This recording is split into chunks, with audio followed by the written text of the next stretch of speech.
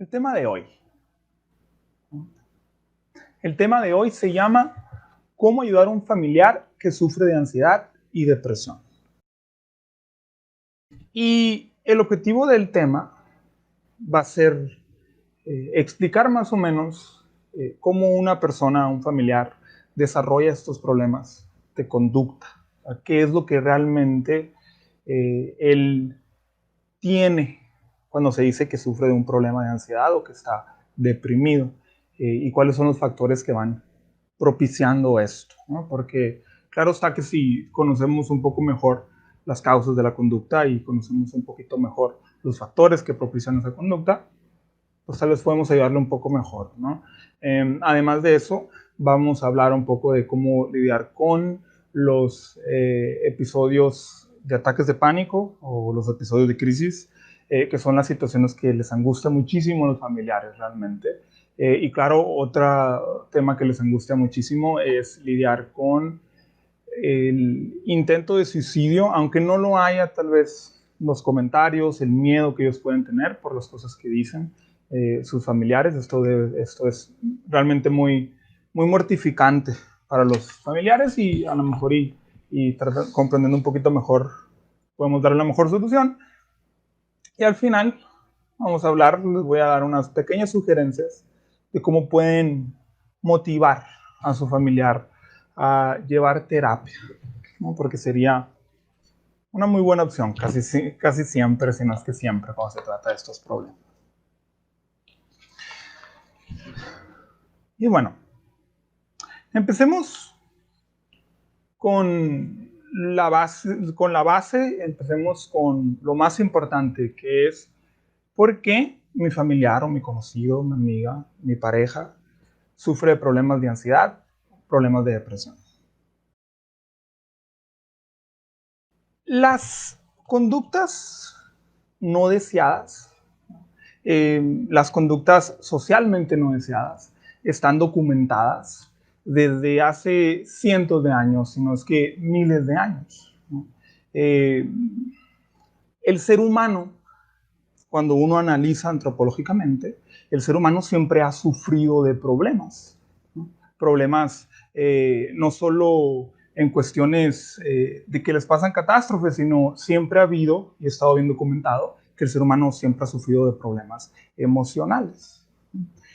Claro está que las emociones, siendo reacciones internas y que determinan la percepción que tenemos del mundo, estas reacciones son innatas y son necesarias para los procesos conductuales, ¿no? Y cuando una persona sufre de problemas de ansiedad, problemas de depresión, una tristeza crónica, problemas de ira, bueno, estas reacciones emocionales nos han acompañado desde siempre, ¿no?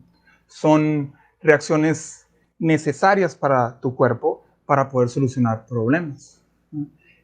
Tan así que todos los organismos que tengan un sistema nervioso tienen estas reacciones emocionales. Se entristecen, se enfurecen, sienten miedo. Y tan así que incluso en los animales tú puedes encontrar conductas no deseadas, ¿no? Tú puedes ver conductas disfuncionales, por ejemplo, en los animales que están en cautiverio, ¿no?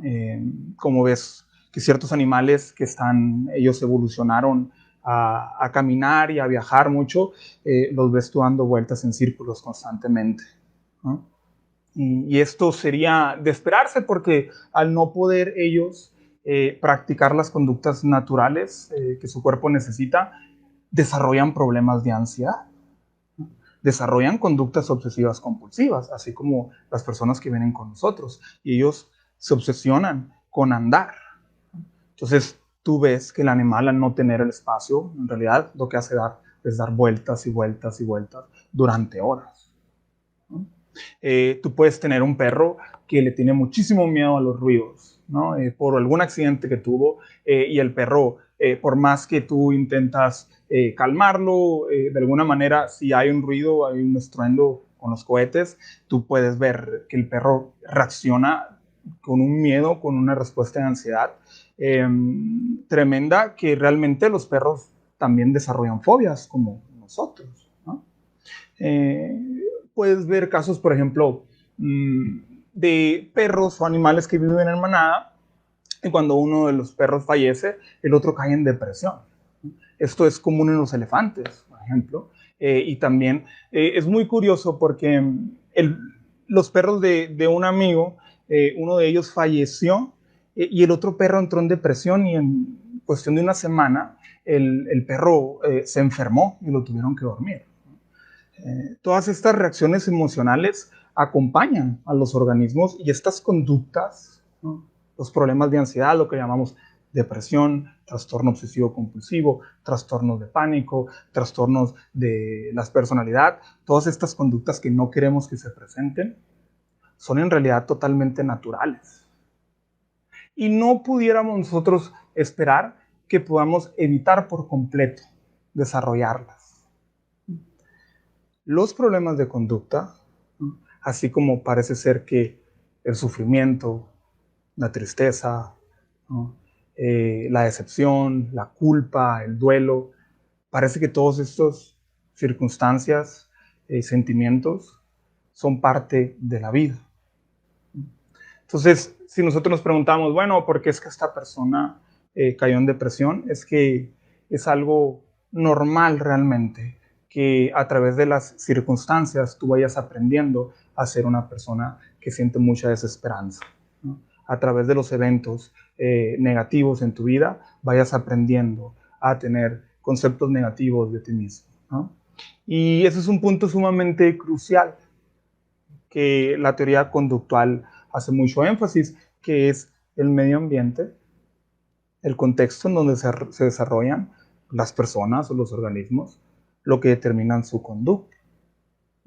Entonces, si tú tienes un familiar, una hija, un hermano, o tu papá, tu mamá que sufre de depresión, que sufre de episodios de depresión, incluso ha tenido intentos de suicidio, tú pudieras determinar, indagando bien en su historia, que mucho tiene que ver con la crianza que ellos tuvieron. Muchos de los problemas que desarrollan las personas que vienen conmigo tienen que ver con la educación que les dieron sus papás. Y no fue una forma tal vez abusiva ni nada por el estilo, ¿no? Porque puede ser muy confuso y pueden sentirse muy culpables, sino que los problemas de conducta los vamos aprendiendo, ¿no? Desde generación en generación. Nuestro papá pudo haber sido una persona muy pesimista, muy sobreprotector, una persona que le veía lo malo en todas las situaciones, una persona muy estricta y que siempre necesitaba tener control de las situaciones, y yo fui aprendiendo a sentir mucho miedo ante la desaprobación, ante equivocarme, no me dejaban tomar decisiones, voy perdiendo la habilidad de tomar decisiones y poco a poco con el tiempo yo me vuelvo más y más propenso a desarrollar problemas de ansiedad, problemas de depresión. Entonces,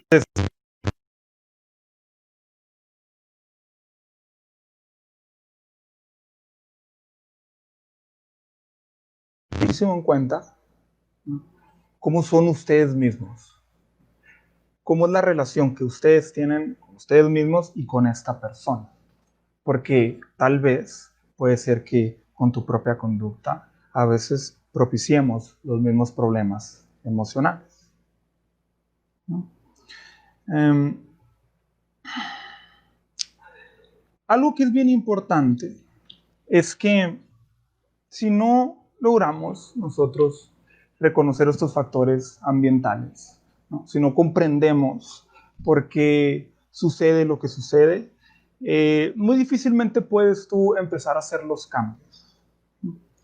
Una persona que no ha desarrollado las habilidades necesarias para resolver sus problemas del día a día, por ejemplo, tener relaciones sanas, que no estén basadas en la dependencia y en el miedo, porque no tienen las habilidades para manejar sus emociones, se vuelve más propensa a tener problemas de ansiedad, se vuelve más propensa a caer en depresión, porque las relaciones se vuelven muy difíciles, ¿no? Y tal vez quiere tener una buena relación, pero le es imposible.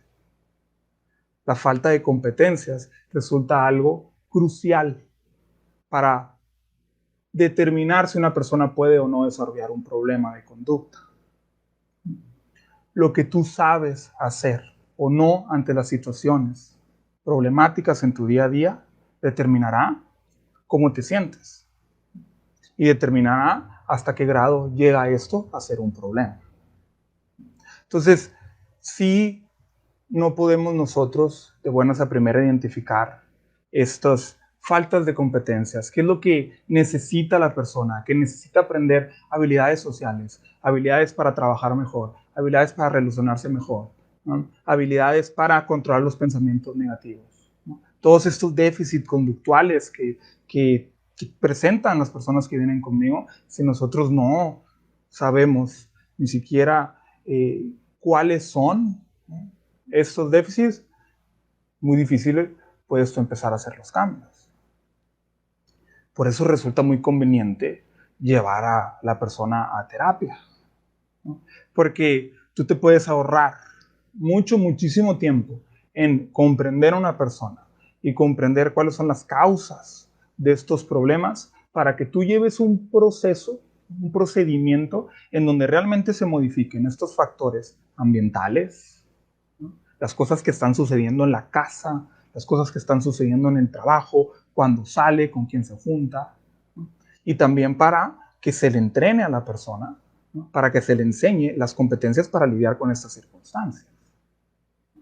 Entonces, lo primero es que, en mi opinión, tal vez seré parcial, pero la mentalidad es, tal vez nos ahorramos muchísimo tiempo si asistimos a terapia psicológica. Ahora, ¿cómo tú puedes empezar a ayudar a tu familiar sin empeorar la situación?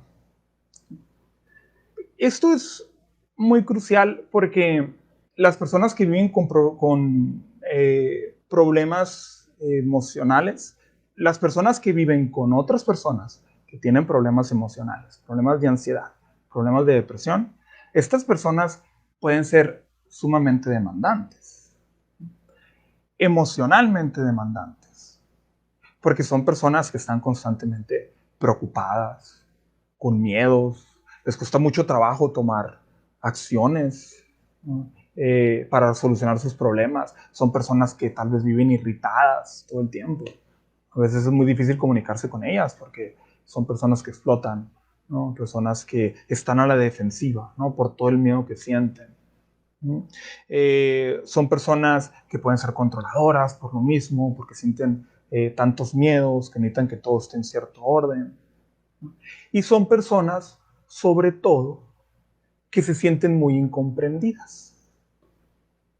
Y cuando vienen conmigo, personas con problemas emocionales, y me cuentan de sus experiencias, cuando van y le hablan a la gente y a sus papás, a sus familiares, sobre cómo se sienten, sobre quiénes son, sobre las cosas que ellos piensan, la frase que casi siempre ellos utilizan es que no me entienden, es que no me comprenden.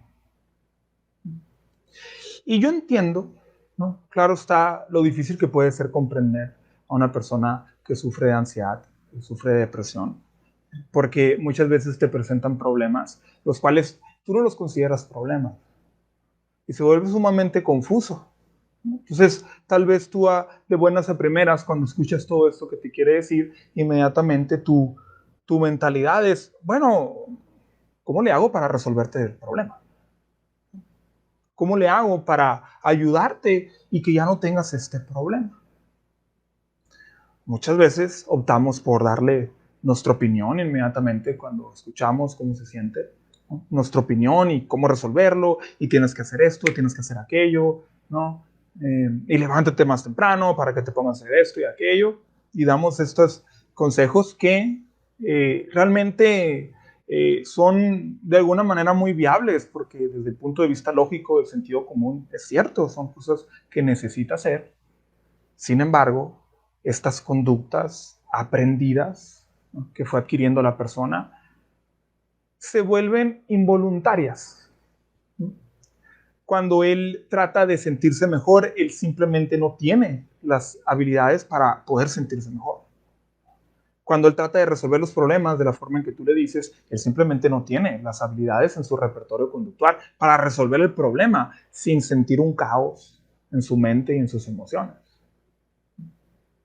Resulta más conveniente escucharlos.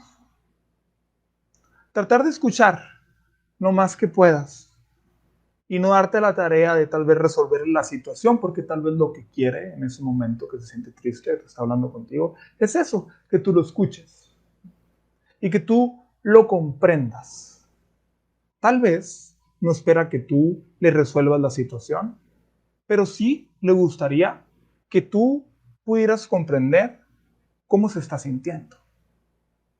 Entonces, antes de hacer un análisis con tu lógica de cómo resolver la situación, de ponerte en su lugar, pero de una forma de preguntándote qué acciones yo tomaría para resolver la situación, mejor trata de entender la situación desde el punto de vista de las emociones. Esta persona llega contigo y te dice que está aterrada. Ponte a pensar, realmente ponte a indagar en ti y pregúntate, ¿has estado tú en situaciones en las que te encuentras igual de aterrado o aterrada? En donde te encontraras tú paralizado o paralizada por el miedo. En donde por más que intentabas tú resolver la situación, te tenía tan abrumado el miedo que sentías que no podías tomar acción. Trata de pensar en una situación que te has encontrado de esa manera. Y cómo realmente todas estas conductas que tú hiciste para evitar las emociones realmente eran involuntarias. Trata de recordar el poco control que tenías en la situación. Y tal vez comprendiendo eso, tú puedas empezar a entender qué es lo que te está tratando de decir esta persona. No te pide ayuda para que resuelvas el problema, pero te pide ayuda para que seas empático y sientas lo que él siente. Entonces, escuchamos a las personas, ¿no? Las empezamos a comprender, ¿no? Es importante no entrar en las quejas junto con ellos, porque una de las conductas bien identificadas que empeoran los malestares son todas aquellas conductas que reviven las emociones. El sentarme yo a quejarme de las situaciones con la persona que sufre de ansiedad y depresión, de estar de acuerdo con todo el malestar, todo el victimismo que puede sentir, puede que empeore sus emociones. El sentarte a revivir, ¿no? Y al platicar de lo que está mal en él, ¿no? De lo que hace mal, de lo que le ha pasado, de las cosas malas. Todo el revivir las malas emociones solo propicia que nos sintamos peor. Resulta más conveniente escuchar y simplemente tratar de comprender. Algo que es crucial también comprender para no entrar en un tipo de a veces de una lucha de poder que pueden caer las familias cuando tienen a un familiar con depresión, en donde claro que está que toda la familia sufre al respecto. Los papás sufren muchísimo cuando los hijos sufren de depresión y a veces hay constantes peleas y peleas y peleas y llegan al punto del hartazgo total y realmente ya no soportan más la situación y van conmigo a la consulta, me cuentan de todos los problemas que sufren sus hijos y cómo ellos han llegado al límite y cómo ellos quisieran los cambios. Y yo los invito a comprender que el proceso de hacer los cambios y el proceso de sentirse bien es realmente de la persona que sufre el problema. Es de ellos la responsabilidad de hacer los cambios. Y es que incluso si fuera tu familiar, tu hijo, tu mamá, tu hermana, resulta también sumamente conveniente que tú tomes en cuenta cómo te sientes y que por ningún momento dejes de ponerle atención a tu propia salud mental. Porque una persona que sufre de ansiedad, de depresión, te va a ir enseñando con sus conductas a sentirse como él se siente. Trata de actuar en función a cómo tú te sientes y no cómo se siente esta persona. Porque si tus acciones en el día a día están basadas en resolver sus emociones, créeme que no vas a ganar desde ese punto de vista. Va a ser sumamente difícil, porque la responsabilidad de sentirse bien, de ser feliz, de resolver los problemas, es responsabilidad de ellos. Es importante concientizarlos para que ellos tomen acción, pero tú no puedes tomar acción por ellos. Resulta mucho más conveniente que tú también pongas atención en tu salud mental para que te encuentres fuerte, para que te encuentres paciente, para que te encuentres tú motivado de poder ayudar a la gente y a tu familiar, y que si él no está tomando la responsabilidad que se necesita, pues bueno, tú tendrás que darle su tiempo, tendrás que darle su espacio y dejar que con el tiempo se vaya dando cuenta de que tiene que hacer los cambios. Si tú te sientes muy abrumado, muy estresado, llegando al límite por las conductas de tu familiar, ve tú a terapia. Ve tú primero a terapia. Y resulta que ir tú a terapia resulta en una de las mejores formas para influenciar a una persona que tiene un problema para que vaya a terapia. Y eso es algo que vamos a hablar en el último punto, de cómo los podemos motivar a que vayan a terapia.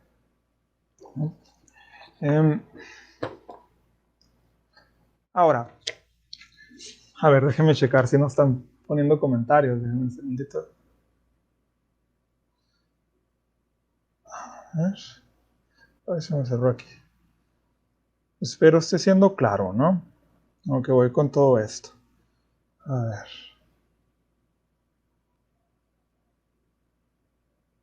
Bueno, entonces,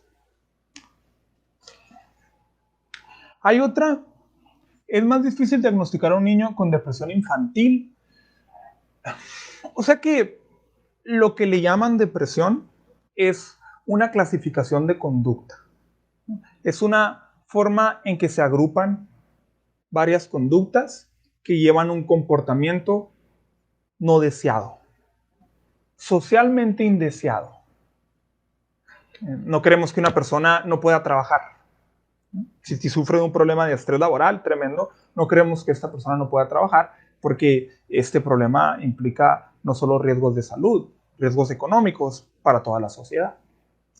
Entonces, estas conductas realmente no tienen algún tipo de género o de edad. Las personas que evitan las situaciones porque les causa mucho miedo tienden a ser personas que se deprimen, ¿no? Porque las conductas de evitación evocan estos sentimientos de impotencia. Entonces, tú puedes ver en los chicos, ¿no?, que sí, en efecto, pueden sufrir de problemas de tristeza. Problemas de ansiedad que siempre están relacionados con la depresión, que no suceden por separado. La ansiedad y la tristeza, o sea, la ansiedad y lo que le llaman depresión, no sucede por separado, son procesos de lo mismo. Entonces, no resulta más difícil, más o menos difícil identificar estas conductas disfuncionales a partir de la edad. Tal vez se sea más conservador en los diagnósticos del profesionista de salud, ¿no?, al decir qué es lo que puede tener.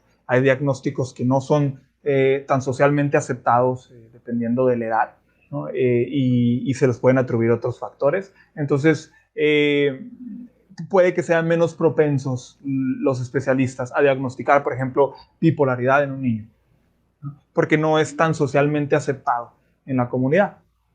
Entonces, son diagnósticos que generalmente usan para los adultos, que independientemente de la edad los pueden presentar tú cuando eres un niño o en la adolescencia, no porque tengas algún tipo de trastorno o esa bipolaridad esté en ti, sino que son conductas que tú fuiste adquiriendo y que igual las puedes tener.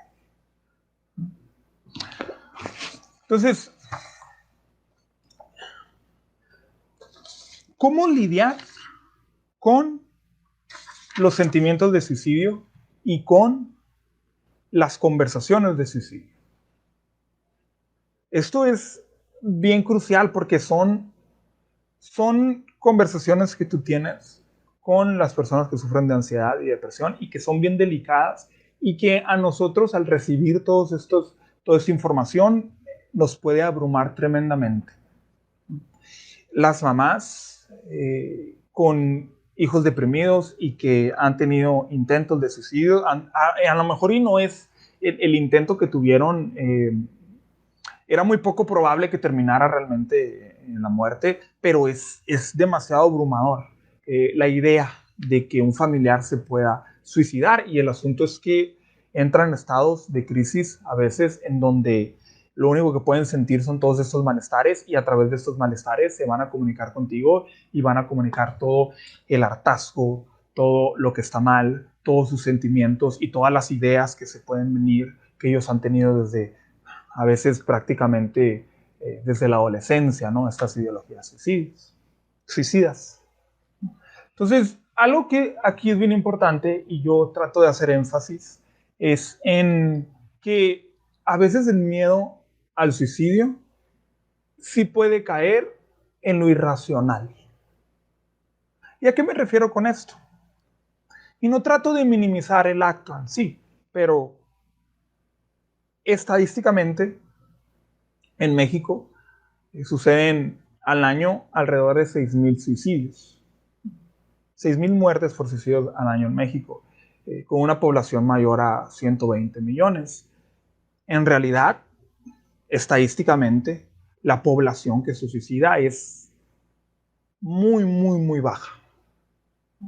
Y yo sé que este es un tema bien delicado y es un tema que se le tiene que tomar mucha conciencia, pero el punto con esta estadística es que a veces realmente el suicidio es una probabilidad muy, muy, muy baja. Y tú puedes vivir con el temor constante por las conversaciones que tienes con estas personas, porque estas personas sufren de mucho hartazgo. Y te pueden decir ideas como, a veces me voy a dormir y deseo no levantarme en la mañana. A veces quisiera ir manejando y simplemente tener un accidente para ya dejar de existir, o que me pasara algo para ya dejar de existir, ¿no? Y a lo mejor así sería mejor. Sin embargo, esos sentimientos de hartazgo los pueden tener la gran mayoría de mis clientes. La gran mayoría de mis clientes, incluso cuando no tengan ni un intento de suicidio, ¿no? O ningún tipo de propensión a quitarse la vida. Porque los sentimientos de querer que se acaben los problemas resultan sumamente normales, pero el quitarse la vida, no tanto. Entonces, lo primero que hacemos ante estas circunstancias es tratar de no caer en pánico, no caer en la desesperanza profunda que pueden sentir los papás y los familiares, ¿no? Y ellos mismos caen en depresión por cómo están sus hijos, porque ellos no pueden darse permiso de sentirse bien, al menos que ellos estén bien. Entonces, lo primero es tratamos de guardar la calma cuando estamos teniendo estas conversaciones y tratar de escuchar, ¿no? De dónde vienen, por qué, desde cuándo piensa esto, ¿no? Qué tan frecuente es, si alguna vez ha intentado algo. Tú poner atención y tener mucha comprensión y empatía ante la circunstancia. Bien importante que si tú estás teniendo una conversación con una persona que está teniendo pensamientos suicidas, bueno, también la intoxicación es común que puede llevar a estos estados emocionales. Las personas después de tomar mucho, tomar pastillas, ¿no? Hacer algún tipo de droga y estar intoxicadas pueden evocar todos estos sentimientos. Es importante que si tú estás en un episodio de este tipo, tratar de que no se siga intoxicando de ninguna manera, para que tú te sientas tranquila, para que él se sienta a salvo. Si está tomando medicamentos psiquiátricos, tal vez en ese momento no es lo mejor que tenga el control total de los medicamentos, ¿no? Porque se puede volver más propenso a que los consuma. Entonces, bien importante que no haya esa disponibilidad, ¿no? de poder hacerse daño. Si está pasando por un episodio difícil, por estas reacciones emocionales, acompáñalo durante el proceso. Acompáñalo y escucha qué es lo que está tratando de decirte. Cuando a mí me hablan en episodios, hay clientes que tienen más episodios que otros, tú te pones a platicar con ellos, los escuchas bien, ¿no? Tratas de que te hablen, te hablen, y tú muchas veces vas a encontrar que esta crisis que está teniendo, que este episodio, generalmente fue ocasionado por una situación específica. Si te pones a indagar bien, muchas veces ellos tuvieron en ese día o el día antes o en la semana algún tipo de situación, de problema que ellos no pudieron resolver. Y esa falta de competencias, de cómo solucionar el problema, los lleva a tener estas reacciones emocionales. Y como ellos no tienen la habilidad para manejar estas emociones, entran en crisis, en pánico total. Entonces, a veces se les hace una costumbre llevar todo un proceso de caos emocional, ¿no? Un proceso de muchas reacciones emocionales severas y negativas, ¿no? En donde ellos tal vez se aquejan del problema y lloran y te dicen, ya no quiero vivir, ya no quiero existir, ¿no?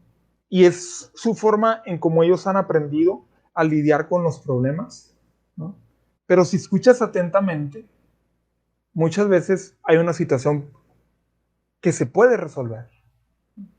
Hay un pendiente que está ahí, que se le debe de poner atención. Y si tú indagas, a lo mejor fue algo del trabajo, a lo mejor fue algo con la novia, ¿no? Con la pareja, alguna situación con amigos, que fue a algún lado, algún pendiente que trae y no sabe cómo resolverlo. Bueno, empiezas tú a encontrar qué acciones tú puedes hacer por él, de qué forma tú puedes apoyarlo, ¿no? Y cuando esto sucede muy común cuando yo estoy hablando con mis clientes, cuando yo después de platicar un buen tiempo con ellos al respecto y escucharlos y encuentro el problema en sí y les digo algún tipo de sugerencia que pueden hacer al respecto, su estado emocional cambia.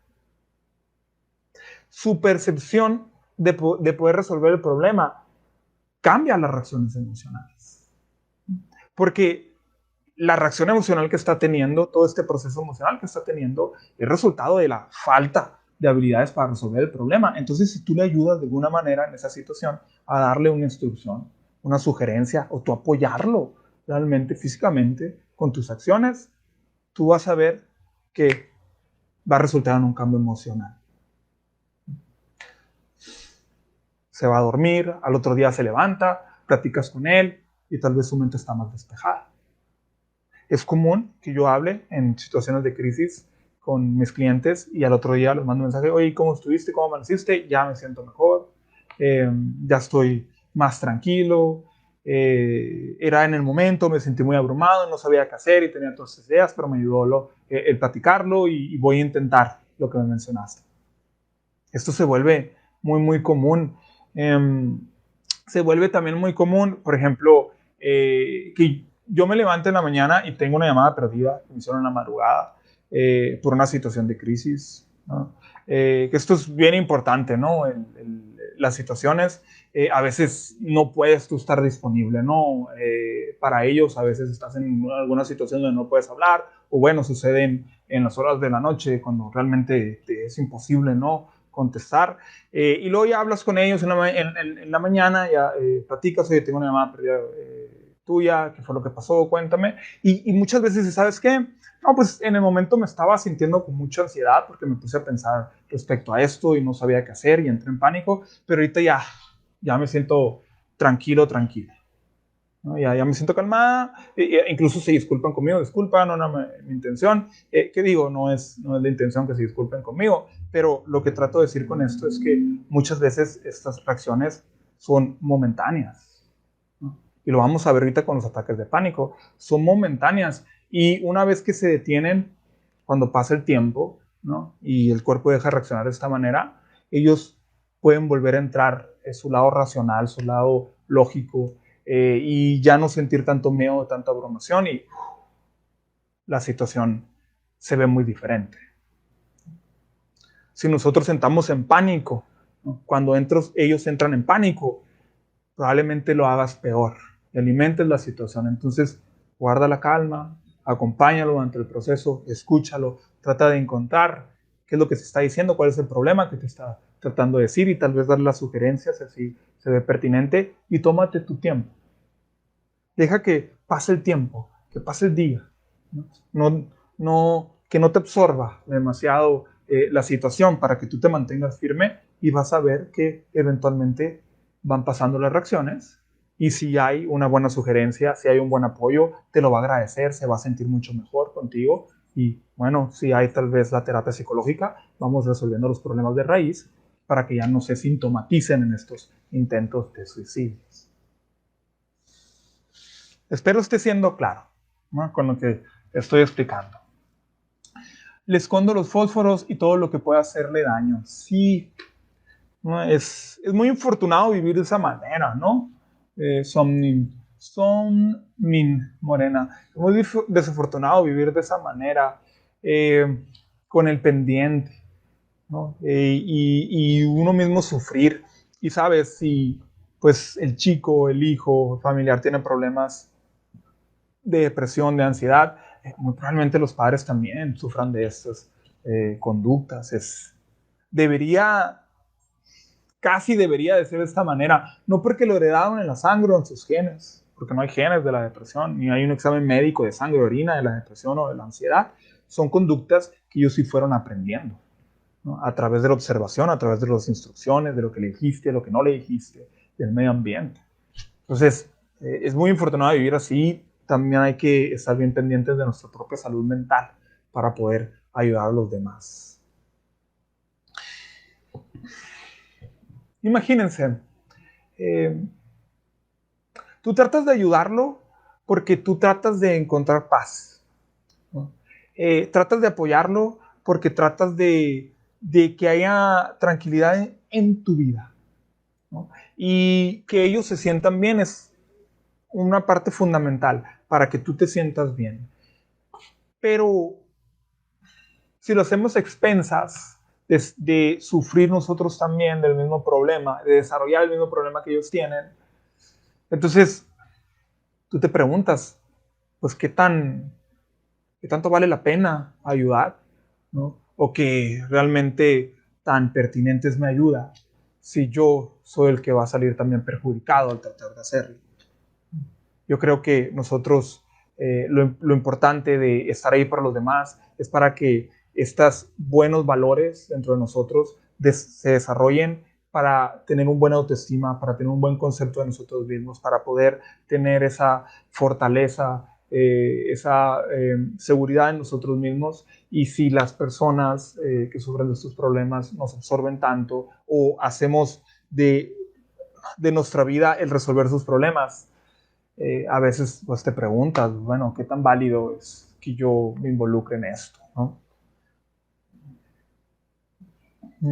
Eliana López, tijeras, sacapuntas, y es que son varias las cosas que pueden lesionarse. Las lesiones son comunes, no necesariamente implican que alguien se vaya a suicidar, así como lo hablé ahorita sobre los sentimientos de hartazgo. Está relacionado que el cortarse, el cuerpo, al cortarse y haber dolor, el cuerpo segrega endorfinas para manejar este dolor, y resulta que las personas con mucha ansiedad se cortan. Eso es una teoría. Y digo, vuelvo a lo mismo, son conductas muy impactantes, realmente muy impactantes, que nos pueden dejar con sentimientos de mucho pesimismo y con mucho catastrofismo en nuestras mentes. A veces las personas que se cortan no tienen ningún intento de suicidio, ¿no? A veces es un hábito que ellos tienen en el momento que les dan estas crisis, porque no saben cómo lidiarlo. Pues bueno, tú puedes en ese momento apoyarlos y estar ahí para ellos, y esto podría reducir las conductas de riesgo, ¿no?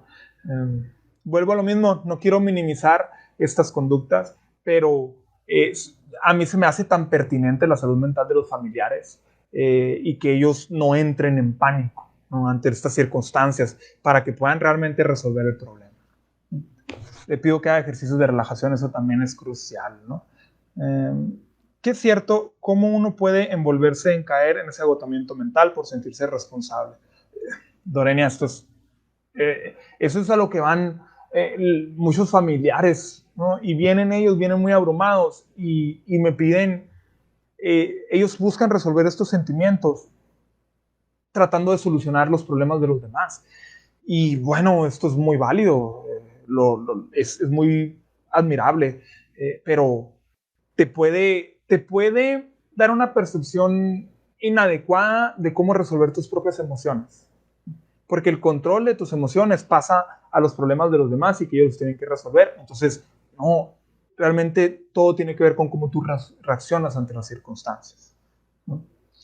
Marilu Juamán, tengo mi hijo con depresión, es normal que tenga muchas ansias de comer frituras y chocolate, sí, ¿no? Es normal que tenga muchas ansias y que coma sin conciencia, ¿no? Y que el azúcar y estas frituras y los dulces son gustos, o sea, desde el punto de vista psicológico, el simple gusto, ¿no?, del sabor es algo estimulante, ¿no? Y la reacción que tiene el cuerpo al sentirse bien, al sentir placer, al comer, resulta sumamente común que una persona con ansiedad coma mucho y sin conciencia, ¿no? Y ahora, déjenme, es que aquí me están haciendo unas preguntas, nomás. Bueno, voy a hablar del siguiente tema y ahorita voy a responder las preguntas que me está mandando Adriana, sí las estoy checando, Adriana, te lo agradezco mucho que me las mandes. Déjenme hablar del tema de los ataques de pánico y sigo respondiendo cualquier duda. Entonces, ¿cómo lidiar con los ataques de pánico? ¿Cómo lidiar con que un familiar, un conocido, esté sufriendo un ataque de pánico, una crisis de ansiedad? Lo principal y lo más crucial, ¿qué es un ataque de pánico? ¿A qué se refiere con tener un ataque de pánico? Tu cuerpo evolucionó para sobrevivir o fue diseñado para sobrevivir. Cualquiera de lo que tú quieras creer, ¿no? Sin duda, tu cuerpo, su principal función y su principal objetivo es mantenerse vivo. Y tu cuerpo tiene una serie de mecanismos internos que involucran el sistema nervioso, que le ayudan a crear un estado óptimo, fisiológicamente óptimo, para poder resolver problemas en el medio ambiente. Imagínense, el ser humano primitivo tenía que ir a cazar y recolectar alimentos, y tenía que enfrentarse a los depredadores y a los peligros que había en el medio ambiente. El cuerpo crea una serie de reacciones que le van a permitir estar en un estado fisiológico óptimo para poder combatir estos depredadores. Un proceso que está relacionado con el sistema nervioso, que por ejemplo, una de las funciones que sucede ante el peligro es que se te acelera el corazón, te da taquicardia. La taquicardia es una respuesta ante el estrés del medio ambiente. Y el cuerpo lo hace porque trata de bombear más sangre, más oxígeno, más nutrientes, más hormonas al cuerpo para poder tener más recursos de poder lidiar con este depredador. Se te acelera la respiración, incrementa la capacidad pulmonar y se acelera la respiración para oxigenarte más en caso de que tenga que yo escapar o pelear contra el depredador. Las palmas no te sudan más que con el miedo, con la ansiedad. Esto es porque las palmas se lubrican en caso de que estuvieran atrapadas y pudieras tú sacar la mano. Tu cerebro también tiene una función que es preocuparse. Tu cerebro, cuando detecta un peligro, empieza a hacer un análisis constante de la situación. ¿Y si pasa esto? ¿Y si pasa aquello? ¿Y si pasa aquello? Tratamos de hacer un análisis de toda la situación para poder determinar posibles soluciones y mejorar mi probabilidad de sobrevivir ante este peligro. Todos estos procesos fisiológicos y todas estas conductas que tú haces ante el miedo son naturales y les llamamos ansiedad. La ansiedad es un mecanismo de supervivencia ante los peligros. Entonces, partiendo de este punto, ¿qué es un ataque de pánico? Cuando tu cuerpo detecta un peligro inminente, y crea todas estas reacciones, y la reacción tiene que ser rápida, contundente, intensa, porque el peligro es inminente, tu cuerpo entra en pánico. El pánico es como una alarma ante el peligro. Una alarma que inicia todos estos mecanismos. Entonces, velo de esta manera. Si yo fuera caminando y de pronto me sale un perro de la nada, me paralizo inmediatamente, empiezan las reacciones del sistema nervioso y el perro corre hacia mí para atacarme. Yo lo que voy a hacer es que voy a entrar en pánico y voy a salir corriendo, ¿no? Y voy a correr más rápido que nunca, más fuerte que nunca.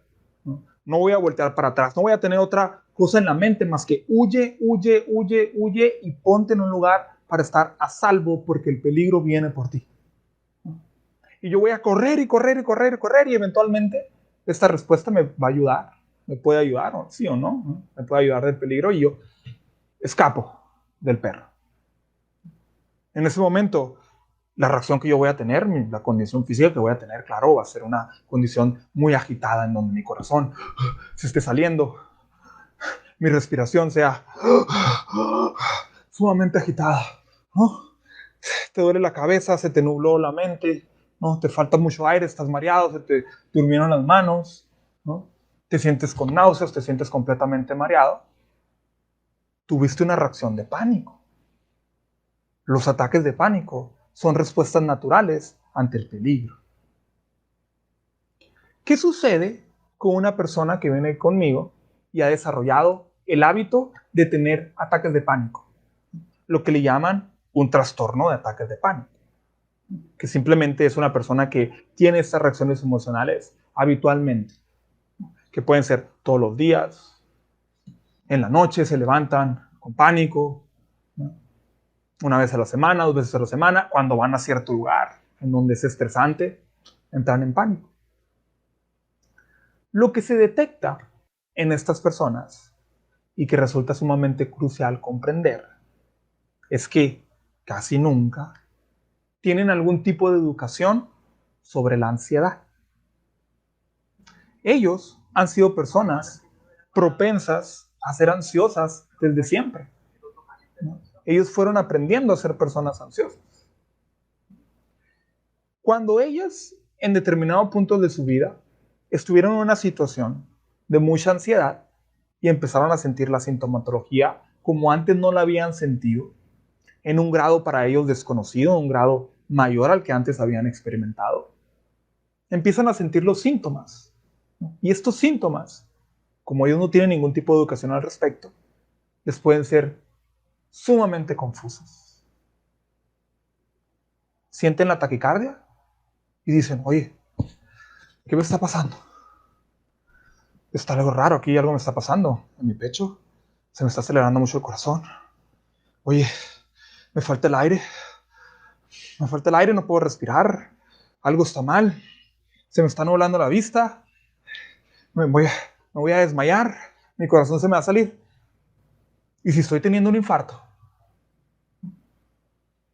Esa interpretación catastrófica que le hicieron a los síntomas de la ansiedad, basada en una falta de educación de lo que le estaba pasando, esa interpretación los lleva a activar la alarma en su cuerpo.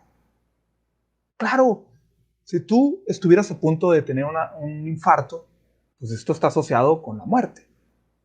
Entonces, cuando una persona interpreta los síntomas que está sintiendo de una forma catastrófica, como decir, ¿y si me da un infarto? Es muy probable que entre en pánico. La incorrecta interpretación de los síntomas de la ansiedad te hace propenso a las crisis y a los ataques de pánico. Los clientes me los van a describir como, es que me dio eso, es que me da algo, es que no sé qué es lo que tengo, como algún tipo de problema desconocido que anda por ahí. ¿Por qué? Porque ellos no saben qué es la ansiedad ni qué es un ataque de pánico. Entonces, lo primero que se hace con estas personas es que se educa sobre estos síntomas y se les hace comprender que son totalmente naturales, que son reacciones fisiológicas que necesita tu cuerpo para funcionar y que en su mayor parte son inofensivas. Porque la taquicardia, esa aceleración del corazón, no es un síntoma o un signo de que algo esté mal con tu corazón. Al contrario, tu cuerpo funciona bien, funciona de la forma adecuada y por eso se acelera tu corazón y trata de resolver el problema de esta manera. Entonces, iniciamos con terapia cognitiva, terapia del pensamiento, en donde yo le educo sobre los síntomas de la ansiedad y cada vez que él tenga estos episodios, estos ataques de pánico y malinterprete estas situaciones, tiene que hacer un ejercicio mental o escribiendo en donde él reinterpreta lo que está sintiendo. Trata de minimizar los síntomas, tratar de comprenderlos desde un punto de vista lógico, ¿no? Y menos abrumador y catastrófico, y esto está comprobadísimo que va eliminando los ataques de pánico. Comprobadísimo. La persona siente la taquicardia y en lugar de decirse, ¿y si me da un infarto? ¿No? Tengo que ir al hospital porque me va a dar un infarto. En lugar de decirse eso, su conversación, tal vez en un diario, tal vez simplemente en su mente es, respira profundamente porque le enseño yo a respirar y empieza ya. ¿Sabes qué? Mi corazón se acelera, esa taquicardia es totalmente normal. Es algo normal para mi cuerpo, no es un indicador de que algo vaya mal dentro de mí. Realmente es mi cuerpo que está tratando de resolver un problema y la taquicardia está ahí para poder bombear más sangre, más oxígeno, más hormonas a mi cuerpo, para poder solucionar estos problemas, pero no es algo inofensivo que eventualmente va a pasar. Y la razón por la que estoy respirando de esta manera, bueno, también hay una expansión en mis pulmones, ¿no? Se incrementa esa capacidad pulmonar y por eso estoy respirando tan superficialmente, pero no es que me esté pasando algo malo, es que mi cuerpo está teniendo una reacción natural, ¿no? Y voy a tratar de respirar, ¿no? Y eventualmente esto va a pasar. Que en efecto va a pasar, porque las reacciones emocionales, las reacciones fisiológicas, ¿no? Todas estas que estamos mencionando, tienen que cumplir su cometido, pero hasta ahí. Tu cuerpo no evolucionó ni fue diseñado para estar bajo constante pánico. Yo no puedo estar corriendo del perro indefinidamente. No está diseñado para eso. Entonces, estos ataques de pánico pasan eventualmente. El cuerpo deja de segregar las hormonas, los químicos, la taquicardia se detiene, los pulmones vuelven a su normalidad, hay menos sudoración, hay menos tensión, hay menos frecuencia cognitiva, todo empieza a calmarse los síntomas y eventualmente el ataque de pánico pasa. Entonces, cuando una persona está teniendo un ataque de pánico, nosotros podemos entrar en pánico, ¿no? Y es muy común que los familiares lo lleven al hospital cada vez que se sienta de esta manera. Claro, ellos le dicen que algo malo está en su corazón y inmediatamente necesitan acudir con el médico. Van al hospital, lo checan, todo está en orden, todo está en orden, ¿no? Y les dicen, ¿sabes qué? Es que lo que tú tienes es estrés. Y una vez que le reinterpretan los síntomas y dicen que en efecto era estrés, ¡pum!, se les quita el miedo. Es el mismo concepto. Yo trato de decirles en terapia que hay que reinterpretar los síntomas y cuando van al hospital y les dicen que en efecto, mira, las pruebas dicen que lo que tú tienes es estrés, les quita la sensación de pánico. Entonces, cuando alguien sufra un ataque de pánico, ten paciencia. No entres tú en pánico. Reconoce que eso eventualmente va a pasar. Reconoce que en el momento a lo mejor no hay mucho que tú puedas hacer, que decirle, ¿no?, para que se calme, porque el cuerpo tiene que tener esta reacción y cumplir con su cometido. Entonces, deja que el tiempo pase, acompáñanos, ¿no? Y hay que estar disponible para ellos, para lo que necesiten. Necesitan ir a algún lado porque el ataque de pánico está sucediendo en un lugar concurrido. Bueno, acompáñanos, llevan a algún otro lugar, se sientan, respira, ¿no? Deja que hablen, deja que pase el tiempo, acompáñalo en el proceso. Muchas veces es un proceso hasta silencioso, ¿no? En donde simplemente observo sin entrar en pánico, yo tampoco, y eventualmente con toda esta calma van a empezar a tranquilizarse y la conversación va a empezar a cambiar, ¿no? Va a empezar a sentirse mejor. Siempre ayuda las técnicas de distracción, que claro, se las enseñamos a las personas que sufren del ataque de pánico, el tratar de enfocarte en otra cosa. Hay ejercicios mentales como el contar de 2 en 2, 2, 4, 6, 8, 10, hasta 50, y luego devolverse, y luego pensar en películas, y qué actores, y cosas que le han pasado, y pensar en hilos de pensamiento que no estén relacionados con los síntomas que está sintiendo, ¿no? Para que no se enfoque en el pánico. Todo eso está comprobado también que funciona. Porque entre más nos enfocamos en el síntoma, con más miedo nos sentimos y el miedo empeora. Entonces, no le tengamos miedo al miedo, ¿no? Enfoquémonos en otra cosa, esperemos, hay que esperar a que el miedo pase, la reacción emocional, y eventualmente ellos van a estar bien. De nuevo, ¿y qué es el siguiente punto? Resulta sumamente conveniente invitarlo a terapia, porque los ataques de pánico, las causas de los ataques de pánico, que él esté estresado, que malinterprete los síntomas, se tienen que solucionar, ¿no? Y esperar no va a ser suficiente, sino que ellos se tomen responsabilidad y desarrollen otras conductas. Espero esté siendo claro, ¿eh? Voy a responder ahora sí otras reacciones, ¿no? Perdón, otras preguntas. ¿Es normal que se pierda el apetito con los medicamentos para la ansiedad? Sí, fíjate, Sagrario. Pueden tener efectos secundarios y sí, el apetito o que te dé más hambre. Esto es otra cosa común, ¿no? Voy a checar aquí. Ok. Voy a checar las preguntas y ya voy a pasar al último punto, que es cómo invitarlo a terapia, ¿no? Para que no se haga muy largo. No me déjenme checar aquí las preguntas que me mandaron. Muchas gracias, Adriana, por mandarme las preguntas. Hola, yo sufro de ansiedad, depresión, esa es Laura Ana, yo sufro de ansiedad, depresión, me pasó esto más cuando mamá falleció. Claro, las circunstancias, ¿no? Fui con un psicólogo, no me ayudó lo que allá me decía, sentí que no me ayudó lo que decía, yo lo hago diario, como este año, fui cambiando poco, ya no estoy como antes. Ahora estoy pasando por algo feo, encontré una compañera de trabajo, sentí que iba siendo mi amiga, empezamos a tener confianza, platiqué algunas cosas que sentía y ella dijo todo lo que yo le conté a otras personas, me destrozó más y me puso en problemas. Fíjate, Laura, mi énfasis principal es que las circunstancias, la forma en que tú lidias con los problemas es lo que propicia los problemas de ansiedad y los problemas de depresión. Los problemas emocionales, la forma en que me los describen todos estos sentimientos, son el síntoma del problema, son el efecto del problema y que generalmente está determinado por una falta de competencias, un exceso o déficit de conductas. Quiere decir, hay mucha ansiedad y poca solución de problemas, por así decirlo de una forma simplista, ¿no? Eliana H. López, es diferente los casos que se lesionan a las que, por ejemplo, llegaron a cortar su muñeca. Está muy interesante. Bueno, todo determina el grado, ¿no? O sea, todo determina el grado. O sea, se pueden cortar las muñecas, pero no de una forma para suicidarse, ¿no? Porque depende del corte. Si los cortan, no se cortan las venas, esto es normal, ¿no?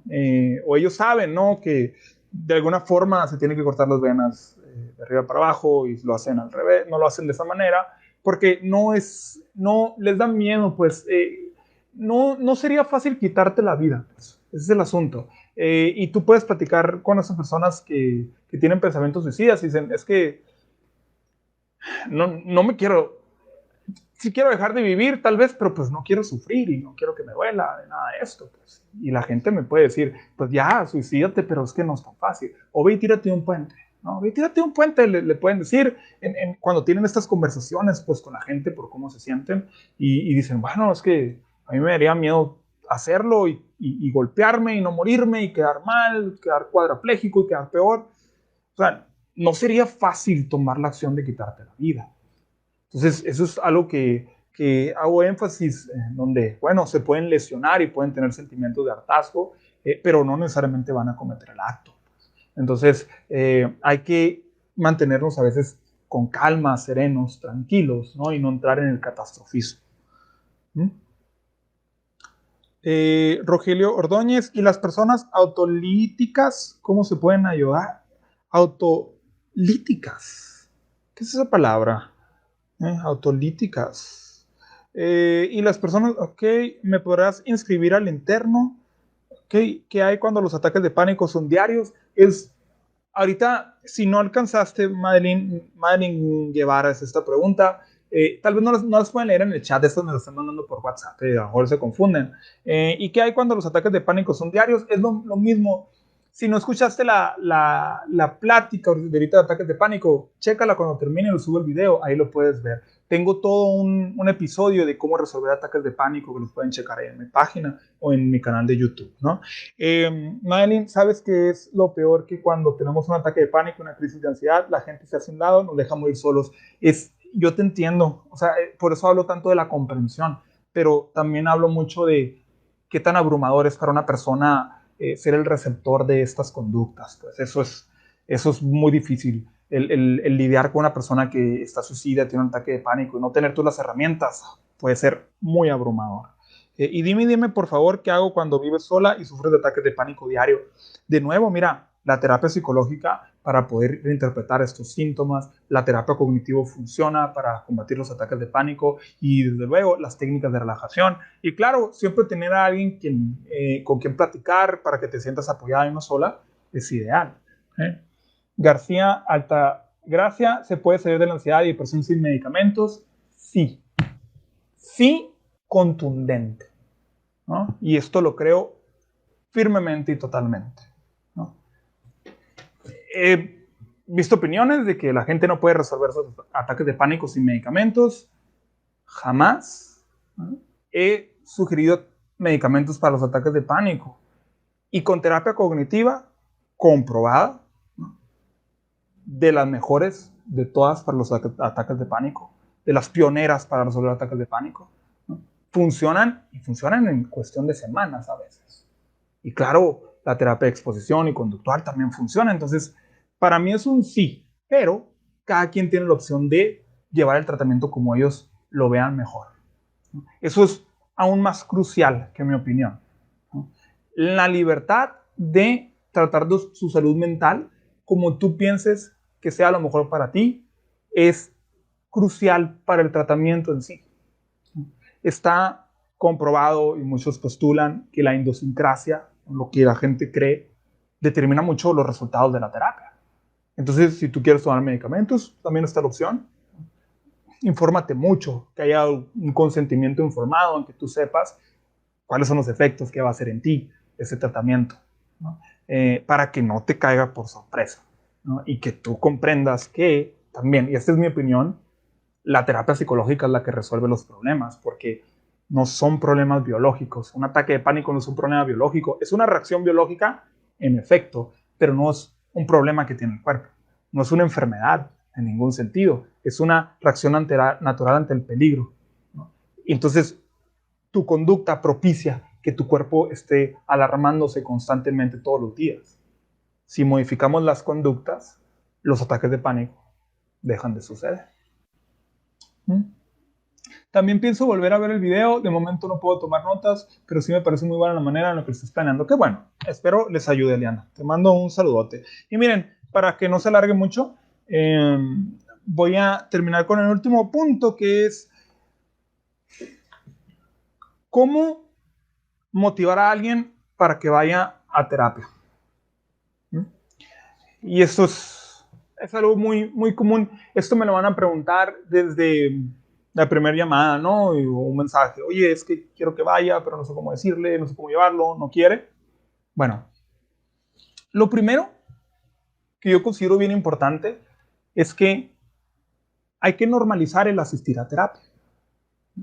Y no es que les pido yo que vayan y promueven que hay que ir con el psicólogo porque es normal y es natural. No es eso, ¿no? O sea, si tú no quieres ir con el psicólogo, está totalmente viable, ¿no? Y no es absolutamente necesario, ¿no? Eso yo lo puedo admitir, que tú puedes pasar toda tu vida sin ir necesariamente con un psicólogo clínico, así como yo, y tú aprender a vivir una vida feliz, porque fuiste adquiriendo las habilidades, ¿no? Entonces, eso yo lo creo. Sin embargo, pues, bueno, eh, resulta muy conveniente ir con el psicólogo, te puede ahorrar muchísimo tiempo, hay problemas que tal vez tú no los puedas resolver porque no sepas y que tú intuitivamente tomes ciertas decisiones que lo vayan empeorando, como por ejemplo los problemas de ansiedad. Las conductas de evitación hacen peor la ansiedad, la refuerzan. Entonces, si tú no tienes esos conceptos, puedes tú caer en hábitos que solo van empeorando el problema. Resulta muy inconveniente tener un experto en conducta, o al menos alguien que comprenda la conducta para que te pueda dar otro punto de vista. Pero normalizarla en el sentido de que tal vez el primer paso que tú puedes tomar si esta persona no quiere asistir o está un poco resistente, tú puedes ir a terapia. Esto es bien importante porque tal vez, probablemente si has estado viviendo con esa persona, tú también ya vienes abrumado, triste, muy preocupado, y la terapia no solo te ayude a ti, pero cuando tú tomas las acciones que la otra persona tú quisieras que tomara, se vuelve una mayor herramienta para influir en ellos. Pueden llegar a mi consultorio y venir, yo les digo, los mandaron a terapia. Los familiares los mandaron a terapia porque les dicen, es que tú necesitas terapia, es que necesitas ir con un psicólogo porque tú tienes problemas. Cuando vuelvo a lo mismo, los problemas se dan en todo el medio ambiente, muchas veces las mismas conductas los tienen los papás. Entonces, llegan conmigo y los mandaron a terapia y los adolescentes a veces hasta vienen regañados a terapia, pero no es eso. Yo les trato de hacer énfasis ya que vienen así y decirles, es que tú no vienes aquí por tus papás, por los demás, o sea, no vamos a hacer lo que ellos quieren, ¿no? Vamos a hacer vamos a platicar tú y yo, vamos a ver cuáles son tus problemas y vamos a resolverlos desde tu punto de vista. Y claro que vamos a tomar en cuenta tus familiares y vamos a siempre fomentar los valores familiares, reintegrar la familia, volver a construir las relaciones, pero esto es tu proceso. Entonces, cuando vienen conmigo, me dicen, ¿sabes qué? ¿Cómo le puedo hacer para que venga? Yo les digo, bueno, ¿por qué tú no vienes conmigo? Platicamos, te ayudo yo a resolver los problemas como yo le ayudaría a tu familiar, a tu hijo, a tu pareja, ¿no? Que esto es bien común con las parejas, ¿eh? Cuando quieren ir a terapia de pareja, yo les digo, y uno no quiere ir, yo les digo, ven tú primero y luego empieza a trabajar en estas técnicas.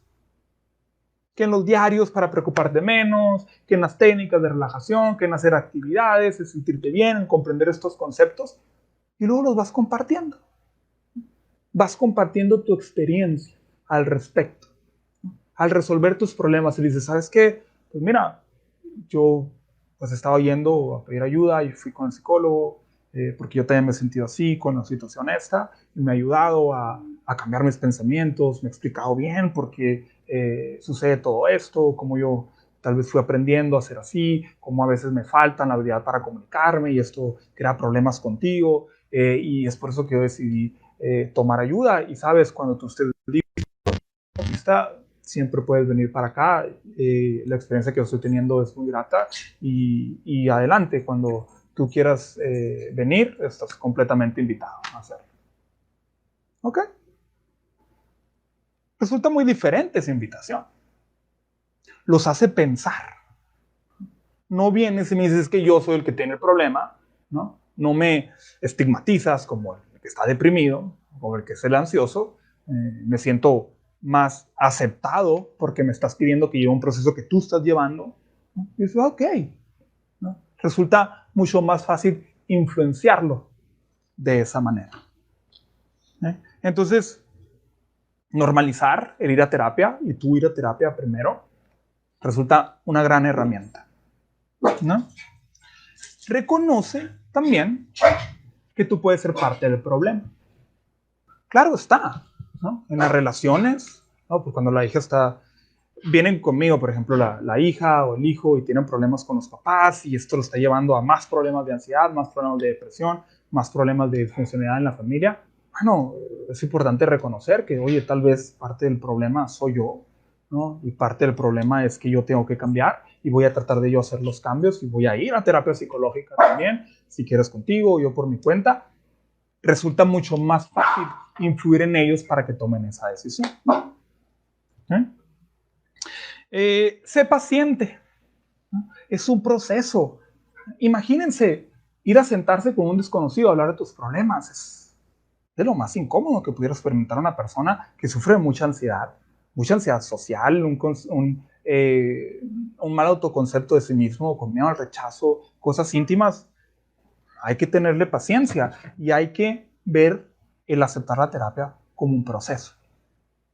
Se lo dices y tal vez se queda callado y dice, órale, ¿no? Y empieza a pensar y pensar y pensar. Y eventualmente las personas siempre buscan solucionar sus problemas. Muchas veces cuando se va normalizando el ir con un especialista, eventualmente dicen, pues sí, o sea, ¿qué opciones tengo? O sea, vivo así, me quito la vida, quiero resolverlos, quiero vivir mi vida, realmente lo quiero hacer. Pues la opción está terapia, pues bueno, voy a intentar ir a terapia. Entonces, es todo un proceso que le tenemos que tener paciencia. Y una vez que va a terapia, es bien importante reconocer, como lo digo, y hago mucho énfasis, que es de él el proceso, ¿no? Y que él lo va a llevar a su manera, a su tiempo, con sus logros, de la manera más humanamente posible.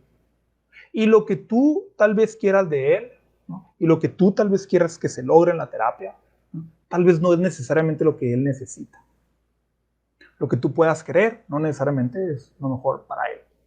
Entonces, es bien importante que tú le des su privacidad, su espacio y reconozcas que es de él el proceso de cambio, que él tome la responsabilidad. Y durante todo este tiempo le tengo paciencia y voy reconociendo el hecho de que está tratando de hacer los cambios. El hecho de que dijo sí el ir a la terapia. El hecho de que sí está haciendo los ejercicios. El hecho de que sí se ha sentido mejor, sí se ha comunicado mejor. Y cuando él tenga un problema de conducta, ¿no? Que lo pueden tomar como una recaída, entre comillas, no entrar en el catastrofismo y no usar la terapia como una herramienta de poder y decir, mira, y estás viendo terapia y sigues igual y vas a volver a lo mismo y volviste a recaer. No, hay que reconocer siempre los cambios positivos y las conductas negativas que sigan sucediendo durante el proceso. Claro que es totalmente natural, son conductas involuntarias que eventualmente con la terapia se van a dejar de presentar.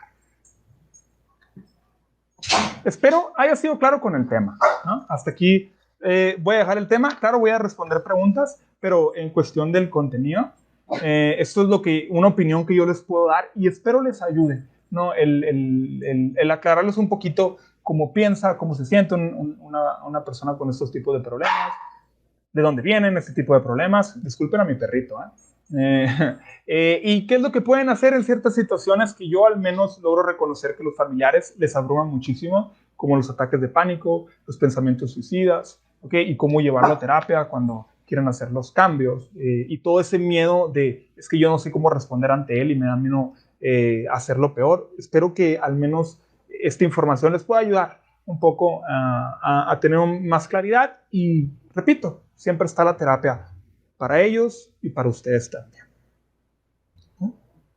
Entonces, vamos a ver si hay preguntas. Bueno, aquí primero en la clínica. Lupita González, gracias, muy interesantes. Muchas gracias, Lupita. Eliana, muchas gracias. Muchas gracias a ustedes. Si me pueden dar like a la página, se los agradecería muchísimo. Si pueden compartir el video, se los agradecería muchísimo, muchísimo. Si les interesó, si les pareció de ayuda, les agradecería muchísimo que compartieran la información.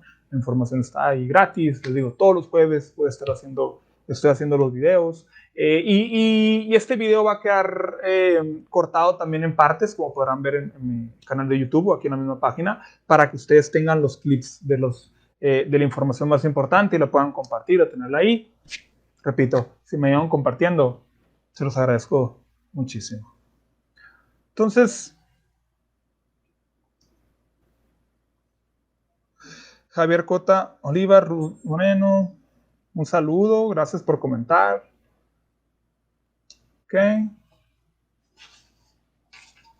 Bueno.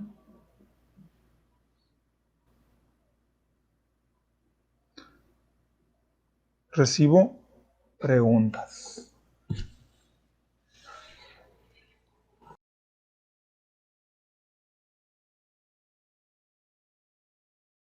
Vamos a ver. ¿Tienen algún comentario, alguna sugerencia? También. Claro está que aquí estoy. Gracias. Llevo viendo sus videos en vivo de hace semanas y yo tengo ansiedad degenerativa. Ojalá te estén ayudando, Javier, en verdad. Ojalá te estén ayudando. Ahí van a estar quedando. Santi Gil también lo está viendo. Un saludote, Santiago, siempre acompañándome. Muchas gracias. Sí. Y a todas las personas que se están sintonizando realmente todos los jueves, se los agradezco mucho. Qué bueno que les guste este tema. Perla Neria, muchas gracias. Muchas gracias a ustedes. Muchas gracias a ustedes. Repito, la mejor forma de agradecerme es un compartir. Está excelente, se los agradezco infinitamente. ¿Alguna duda más? Me esperaré unos 2-3 minutos. Luego hay un retraso en la transmisión, entonces como que tardan en llegar cualquier pregunta, pero voy a esperar unos 2-3 minutos a ver si llega alguna pregunta, responderla y lo dejaré hasta ahí para que no se vuelva muy largo, ¿no? Todo muy, muy claro, muchas gracias. Muchas gracias a ti, Janet. Un saludote hasta allá, Janet, siempre acompañándome.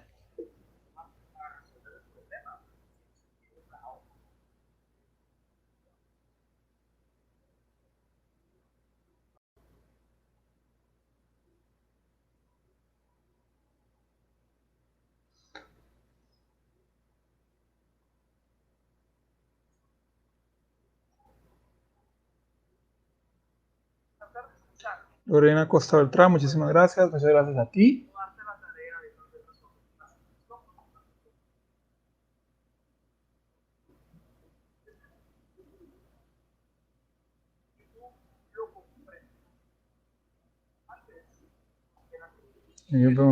Ok.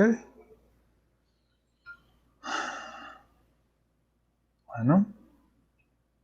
Les digo, como tiene un atraso la transmisión, no sé si qué tanto esperarme a veces para recibir las preguntas.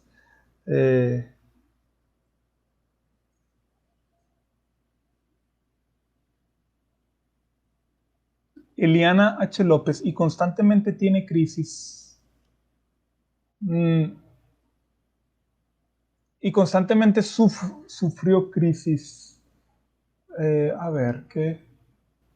También pienso volver a ver el video, ¿no? Es diferente de los casos de selección, ¿no? No sé bien a qué te refieres, Eliana.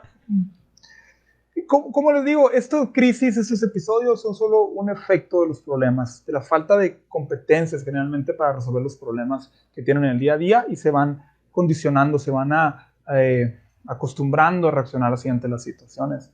Si hay una falta de educación respecto a las emociones, lo vuelve más propenso también al malinterpretar lo que es una crisis. Bueno.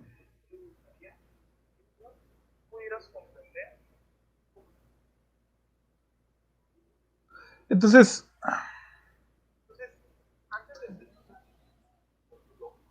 de cómo resolver la situación. Bueno, entonces voy a dejarlo ahí, el podcast. Les agradezco muchísimo el que se conecten, las preguntas, la participación. Bueno, a ver, una pregunta última, esta la voy a responder, te digo, aquí que me acaban de hacer. ¿Cómo puedo ayudar a alguien que sufrió abuso sexual? Eliana.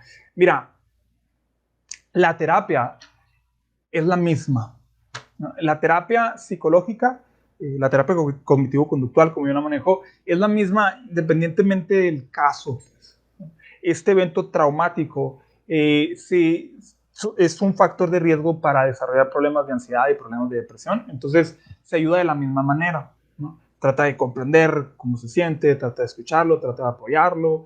Es importante que lleve terapia para que logre ella combatir los miedos, o él, los miedos que tiene, las inseguridades, el mal concepto, el poder dejar ir al pasado, todo esto. Entonces, la terapia resulta igual.